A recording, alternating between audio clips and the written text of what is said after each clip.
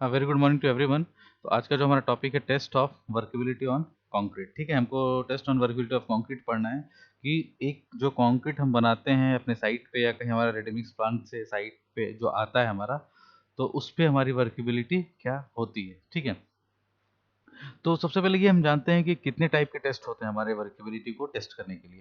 तो आपके सामने आपको दिख रहा होगा कि the first one is slump test, the second one is compacting factor test, the second one is flow test, fourth one is Kelly ball test and the fifth one is VB test. आपको exam में suppose अगर question ये आता है तो आप कोई भी 3-4 टेस्ट को एक बार पढ़ लीजिए और जो स्पेसिफिक बोलता है उसको आप एक्सप्लेन कर दीजिए। ठीक है, तो आप एक सामने एक फिगर देख रहे होंगे जिसमें एक हमारा जो कंक्रीट है, आप देख रहे होंगे जो हमारा एक स्लम कोन है, स्लम कोन के बगल में हमारा कंक्रीट रखा हुआ है। ठीक, अब स्लम कंक्रीट हमारे कितने हाइट तक है और स्लम कोन की हाइट कितनी है, वहां से वहां तक मेजर करते हैं तो उससे हमारी वर्केबिलिटी का पता चलता है कितनी वर्केबिलिटी है। चलिए ये तो हम आगे डिस्कस करेंगे अभी। तो first one is slump test. ठीक, स्लम टेस्ट में क्या होगा, सबसे पहले हम डेफिनेशन देखेंगे स्लम टेस्ट होता क्या है। सेकेंड वन इज प्रिंसिपल, उसका क्या है। थर्ड वन इज इसका apparatus क्या क्या यूज करते हैं। And the fourth one is procedure, ठीक कि क्या प्रोसीजर होता है हमारा स्लम टेस्ट करने का। And the fifth one is type of slum. ठीक है, तो सबसे पहले हम एक बार चीज़ों को ध्यान में रख लें कि डेफिनेशन किस तरह से कहेंगे, कि क्या कहेंगे कि स्लम टेस्ट होगा। कोई आपसे पूछा जाए कि स्लम टेस्ट की डेफिनेशन क्या होती है, तो आप कैसे इसको डिफाइन करेंगे। तो आप ये लिख सकते हैं slump test is a method used to determine the consistency of concrete. जो स्लम टेस्ट होता है वो क्या करता है, क्या सीमेंट की कंक्रीट की क्या कंसिस्टेंसी डिफाइन करता है, उसकी कंसिस्टेंसी डिफाइन करता है। द कंसिस्टेंसी और stiffness indicates how much water has been used in the mix. Consistency और स्टिफनेस क्या बताता है कि कितना पानी यूज किया गया है हमारे कंक्रीट मिक्स में। ठीक है, फाइनल जो होता है क्या, the stiffness of the concrete mix should be match to the requirement for the finish product quality. जो हमारी कंसिस्टेंसी है या स्टिफनेस होता है वो कंक्रीट मिक्स में मैच करना चाहिए जो हमारी रिक्वायरमेंट है। हमारी रिक्वायरमेंट जितने वाटर सीमेंट रेशियो की थी उतना है या नहीं है, तो उसकी रिक्वायरमेंट को मैच करना चाहिए। ठीक है, slump is a measurement of concrete's workability और फ्लूइडिटी। आप सिंपल लैंग्वेज में ये भी हो सकते हैं कि स्लम्प जो होता है एक मेजरमेंट होता है कंक्रीट की वर्केबिलिटी और फ्लूइडिटी, कि इसकी फ्लूइडिटी कैसी है। ठीक है, सेकंड पॉइंट ये हो सकता है it is the indirect measurement of concrete consistency of और स्टिफनेस।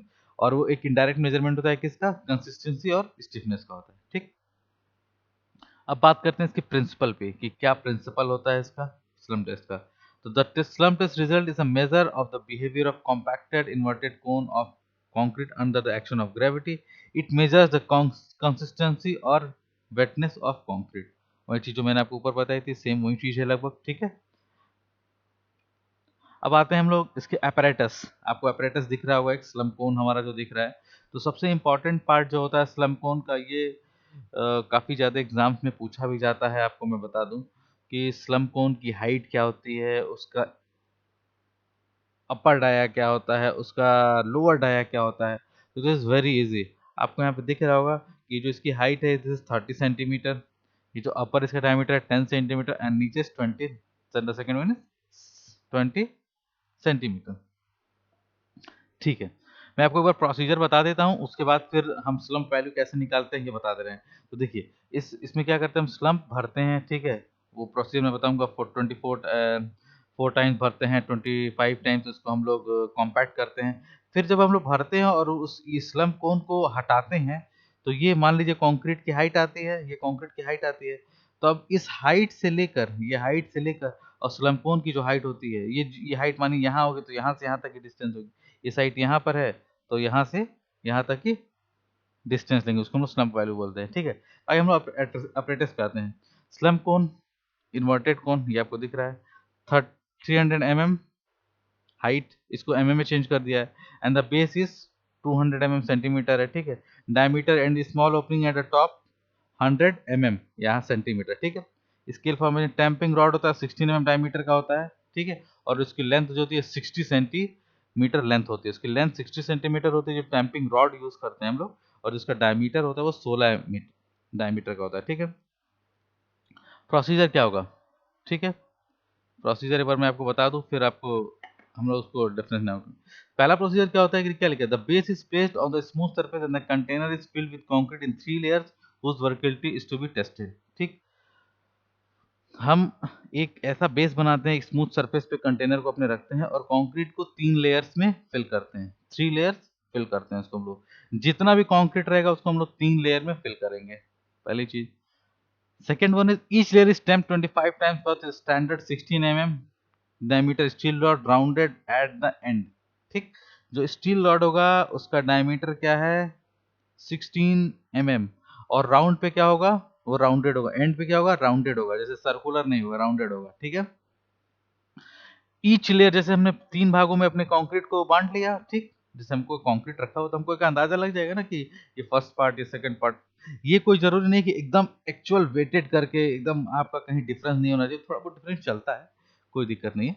तो आप एक अंदाजे से 3 लेयर्स में बांट लेंगे उसको। ठीक। पहला लेयर जब उस कंक्रीट कोन में डालेंगे हम, तो उसको फिर 25 टाइम्स स्टैम्प्ड करेंगे उस रॉड से। स्टैम्प का मतलब कॉम्पैक्ट करेंगे। ठीक है, कॉम्पैक्ट करेंगे। ठीक है। ठीक। फिर दूसरा 25, जब हमने पहला पार्ट कंक्रीट डाला उसके बाद 25 टाइम अटेम्प्ट किया। फिर दूसरा पार्ट हमने कंक्रीट डाला, फिर उसको 25 टाइम अटेम्प्ट किया। तीसरा कंक्रीट डाला, फिर हमने 25 टाइम्स उसको अटेम्प्ट किया। ठीक है।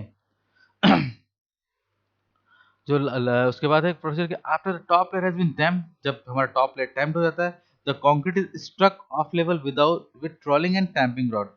जो ऊपर कंक्रीट एक्स्ट्रा होती है उसको ट्रोलिंग से या टैंपिंग रॉड से, हम ट्रोलिंग से क्या करेंगे, इसको हटा देते हैं। ठीक है। मतलब एकदम भरा, जैसे आप देखते होंगे। मान लीजिए एक डब्बा है घर में आपको, उसकी उसमें 1 किलो चीनी आ सकता है, लेकिन आपके पास चीनी क्या है, 1.5 किलो है या 1.25 किलो है। ठीक। तो जब आप उस डब्बे में भरेंगे तो जब वो चीनी 1 किलो भर जाएगा उसमें, तो फिर वो एक ऊपर लेयर बना लेगा, ऊपर एक छोटा सा लेयर बना लेगा, फिर बाकी चीनी नीचे गिरने लगेगा। तो वो जहां तक लेयर बनाएगा बना लेगा, फिर उसके नीचे। तो कहने का मतलब ये है कि जब वो लेयर ऊपर बना लेगा तो आप ढक्कन तो बंद नहीं कर पाएंगे, तो ढक्कन बंद करने के लिए क्या होगा, उस सरफेस को आप क्लीन कर देंगे, उस जो एक्स्ट्रा चीनी आपके डब्बे के ऊपर उसको हटा देंगे। तो वही काम है कि उस एक्स्ट्रा जो कंक्रीट है उसको क्या करेंगे, आप वहां से हटा देंगे। ठीक। आई होप आपको क्लियर हो गया होगा बात। फिर क्या है, the next process, then the mould is removed by lifting it slowly. जो हमारा कंक्रीट का मोल्ड है, जो हमारा कोन का स्ट्रक्चर था, उसको हम धीरे धीरे लिफ्ट करेंगे, उठाएंगे slowly and carefully in vertical direction. इसको वर्टिकल डायरेक्शन में हम उठाएंगे। अभी जो,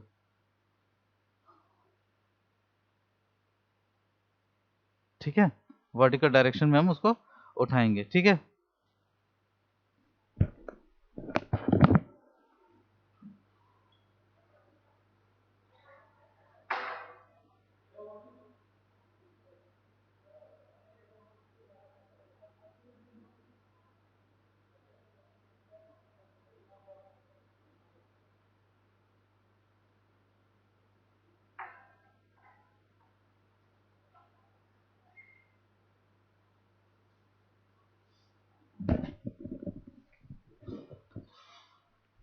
ठीक है। हम उसको धीरे धीरे बढ़ के, this allow the concrete to subsidise, वो कंक्रीट क्या करेगा, सब्सिडाइज करेगा, एक लेयर तक बनेगा फिर कुछ गिरे। The subsistence is referred as slump concrete. जो एक हमारा स्ट्रक्चर बनेगा उसको हम लोग क्या बोलेंगे, स्लम कंक्रीट। जैसे आप ये देखिए, ये देखिए, मैंने आपको पिछले फिगर में बताया था ना कि हमने इसमें कंक्रीटिंग की। ठीक। जब हम इसको धीरे धीरे लिफ्ट करेंगे तो एक कुछ शेप बनाएगा हमारा कंक्रीट, और कुछ ये जो ऊपर वाला शेप है ये नीचे गिर जाएगा। तो नीचे वाले कंक्रीट हमको मतलब नहीं, ये जो शेप बनाएगा और ये जो इसकी हाइट है, इन दोनों को हम लोग मेजर कर लेंगे, यहाँ से जितना इसका आएगा वो हमारी स्लम वैल्यू हो जाएगी। ठीक। वही चीज लिखा है इसमें, the difference in between the height of the mould and that the highest point of the subsidise concrete. Subsidise concrete मतलब कि जो कंक्रीट, जैसे हमने पूरा भरेंगे तो पूरा कंक्रीट तो शेप लेगा नहीं, वो कुछ कंक्रीट गिर जाएगा। तो जितना शेप लेगा सब्सिडाइज को इस मेजर्ड, उसका डिफरेंस हम मेजर कर लेंगे। The height, the difference in height is in is taken as slump of concrete. उसको हम लोग क्या बोलेंगे, स्लम्प ऑफ कंक्रीट बोलेंगे। क्लियर। ठीक। टाइप्स ऑफ स्लम्प हमारा क्या क्या क्या होता है। ठीक। अब किस तरह का स्लम्प हमारा होगा, 3 तरह के स्लम्प होते हैं, collapse slump, shear slump and true slump. ठीक। The slump concrete takes various shapes and according to the profile the slump concrete is termed as. ठीक है। हम कई तरह के स्लम्प प्रोफाइल होते हैं हमारे, उस हिसाब से हम क्या करते हैं, उसका नाम दे। तो हमने 3 भाग में इसको डिवाइड किया, कोलैप्स, शियर और ट्रू। अब कब कोलैप्स होगा, कब शियर होगा, कब ट्रू है, देखने की इसको फिगर को आप एक बार देख लीजिए, फिर आगे इसकी डेफिनेशन होगी तो हम उससे क्लियर करेंगे। ठीक है। कोलैप्स स्लम्प, ठीक है। In a collapse slump the concrete collapse completely, मतलब क्या होगा, नाम ही बता रहा है कोलैप्स, मतलब कंक्रीट रखेंगे और वो कोलैप्स कर जाएगा, मतलब कोई एक स्ट्रक्चर नहीं खड़ा पाएगा, कोलैप्स करने का मतलब तो नीचे गिर जाएगा, ठीक। कोलैप्स, ठीक है। The collapse, a collapse generally mean that the mix is too wet, mix क्या है, बहुत ज्यादा गीला है, and that is high workability mix और which slump is not appropriate, इसके लिए स्लम्प टेस्ट अप्रोप्रिएट नहीं है। क्लियर, कोलैप्स स्लम्प का।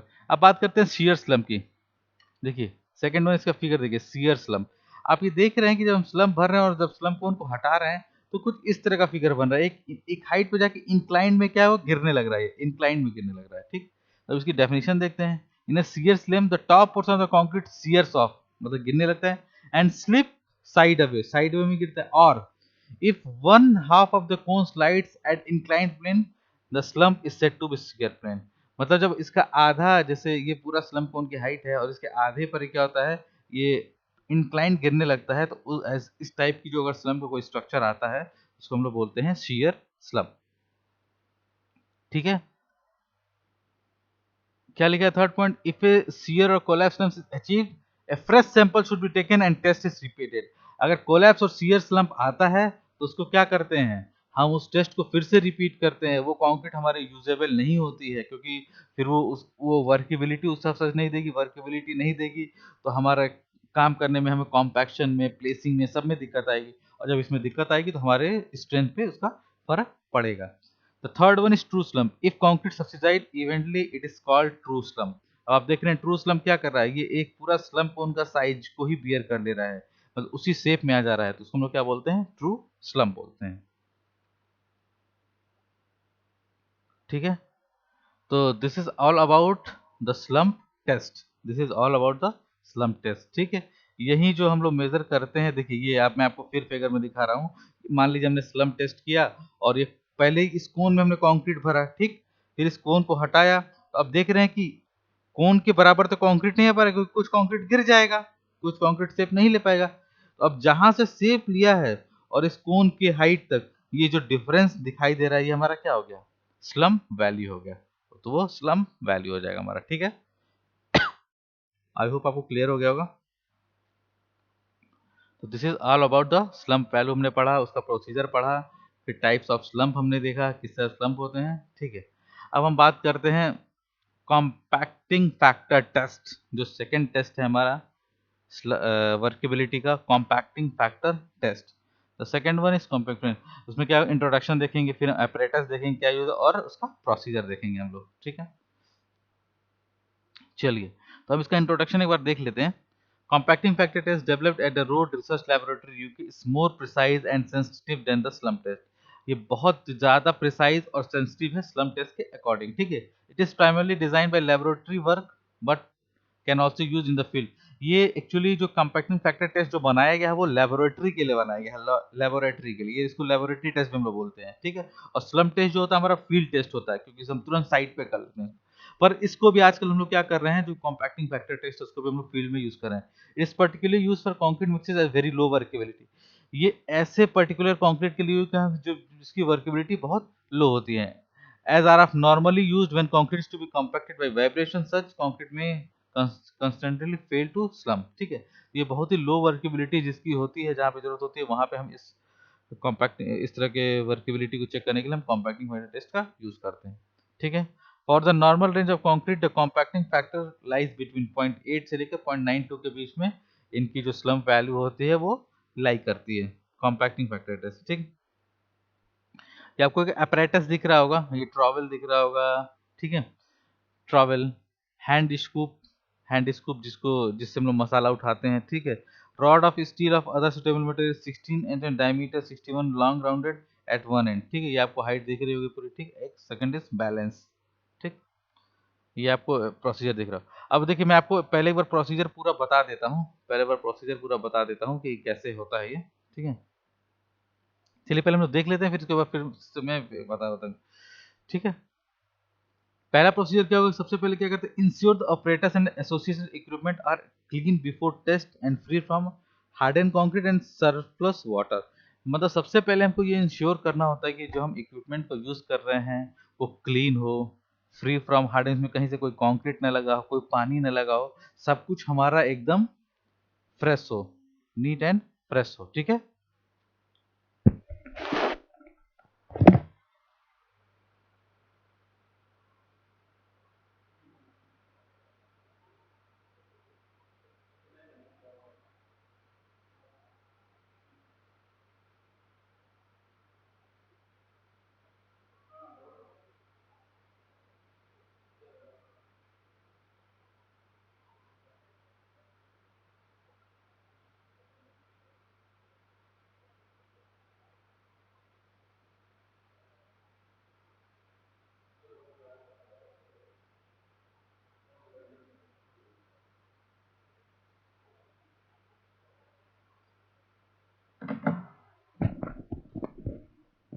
ठीक है, तो सबसे पहले हम ये ये इंश्योर कर लेंगे कि हमारी सब चीज़ें क्लीन हैं, कोई कंक्रीट नहीं लगा, सब कुछ सही। ठीक, weigh the bottom cylinder up to nearest 10 gram, put it back on the stand and cover it up with pair of floats. ठीक है, अब ये देखिए, ये जो बॉटम सिलेंडर, इसको हम लोग मेजर कर लेंगे कि इम्प्टी में इसका वेट क्या है। ठीक है, और ये सब सब देखिए, ये होल्ड्स पे बंधे हुए हैं। ठीक है, सब होल्ड्स है। ये जैसे इसके नीचे प्लेट्स लगी है, ठीक, इसके नीचे प्लेट लगी है, ये जो होल्ड्स हैं, ये प्लेट्स लगी हैं ताकि कंक्रीट तभी तो रुकेगा।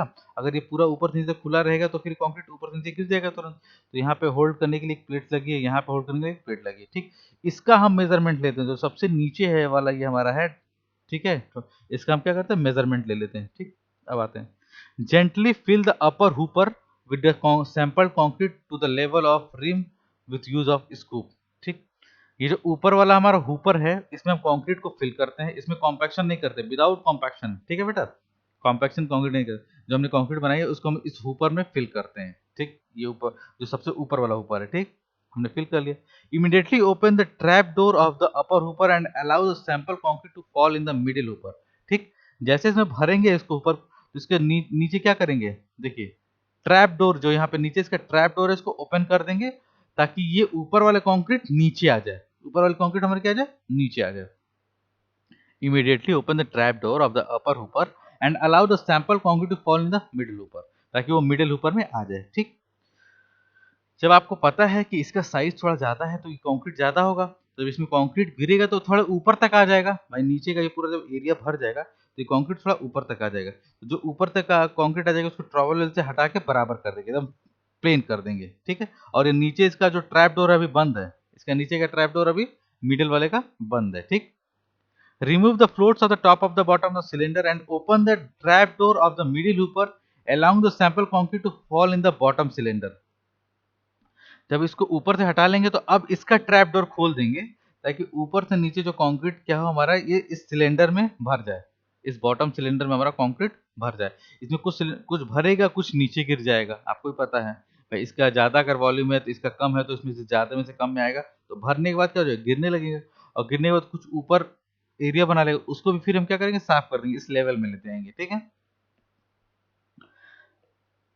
Let's remove the surplus concrete, वही जो सरप्लस कंक्रीट उसको रिमूव कर देंगे above the top of the bottom cylinder by holding a float in each hand and remove towards each other to cut off the concrete across the top of the cylinder. वही चीज मैंने आपको जो बताई। ठीक है, wipe clean the outside of cylinder and of concrete and weigh to nearest 10 ग्राम। फिर उस कंक्रीट को क्या करेंगे, थोड़ा साफ कर लेंगे और फिर उसको हम लोग वेट करेंगे। ठीक है, क्या करेंगे, एक हमने खाली सिर्फ सिलेंडर का वेट किया था, फिर अब उस भरे हुए सिलेंडर का हम कंक्रीट का वेट करेंगे। Subtract the weight of empty cylinder from the weight of cylinder plus concrete to obtain the weight of partially compacted concrete. देखिए, मैंने आपको बोला था कि उस कंक्रीट को हमने कॉम्पैक्ट तो किया नहीं है, पर ऊपर से नीचे गिरा तो कहीं ना कहीं थोड़ा बहुत कॉम्पैक्ट होता रहा है, इसलिए हमने पार्शियली कॉम्पैक्ट नाम लिया इसका।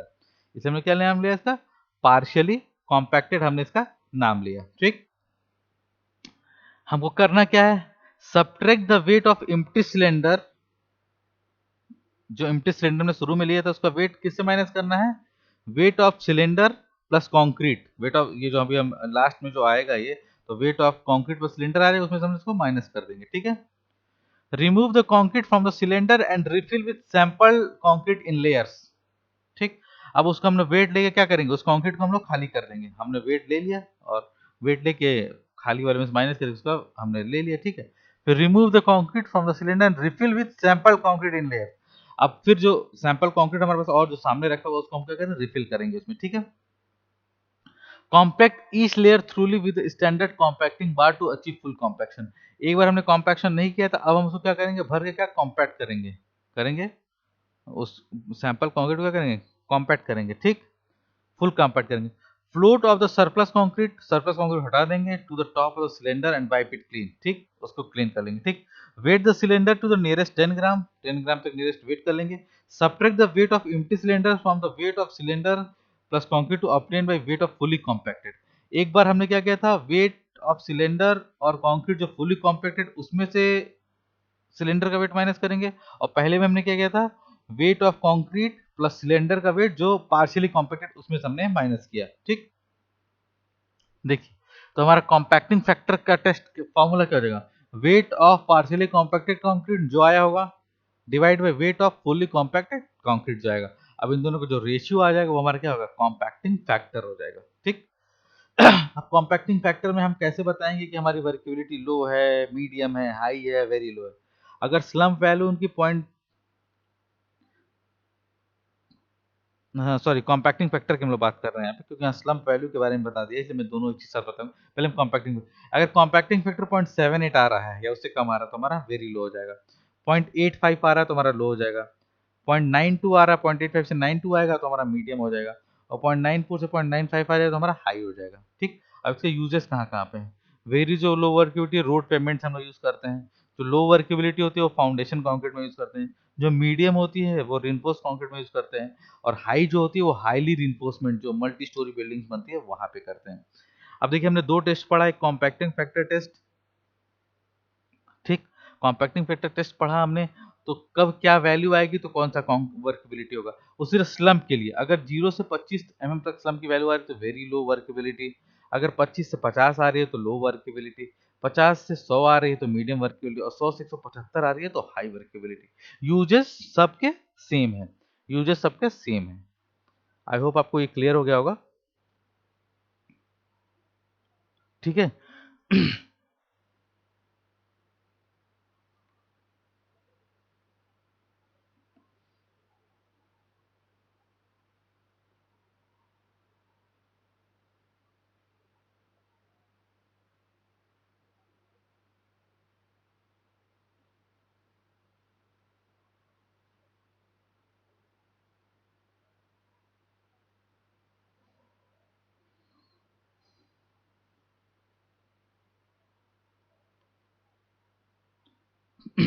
तो आप इसको एक बार नोट डाउन करना हो तो आप कर सकते हैं, ठीक है।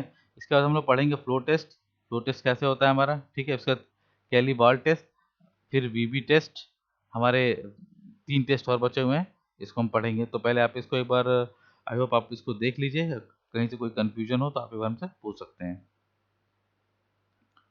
ये वर्केबिलिटी को 4 ही पार्ट्स में बांटा गया है, वेरी लो, लो, मीडियम, हाई, ठीक। पॉइंट स्लम्प टेस्ट और कॉम्पैक्टिंग फैक्टर टेस्ट, इसके बीच में अगर वैल्यू रहेगी, ये क्वेश्चंस एग्जाम्स में बहुत ज़्यादा पूछे जाते हैं कि वेरी लो वर्केबिलिटी हो तो इसका यूज़ कहाँ करेंगे, लो होगा तो फाउंडेशन कहाँ यूज़ करेंगे, मीडियम कहाँ यूज़ करेंगे, हाई कहाँ यूज़ करेंगे, ठीक है।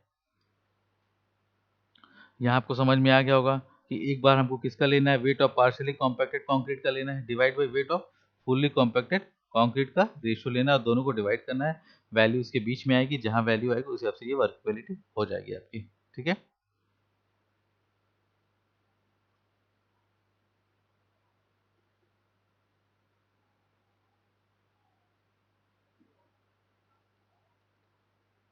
ठीक, ये इसका डायग्राम था, फिर से मैं बता दे रहा हूँ। सबसे पहले इसमें बिना कॉम्पैक्टेड जो पार्शियली कॉम्पैक्टेड है कंक्रीट में डालते हैं, फिर इसका नीचे ट्रैप डोर खोलते हैं, फिर ये कंक्रीट नीचे आता है, कुछ पार्ट इसका नीचे गिर जाता है, ठीक।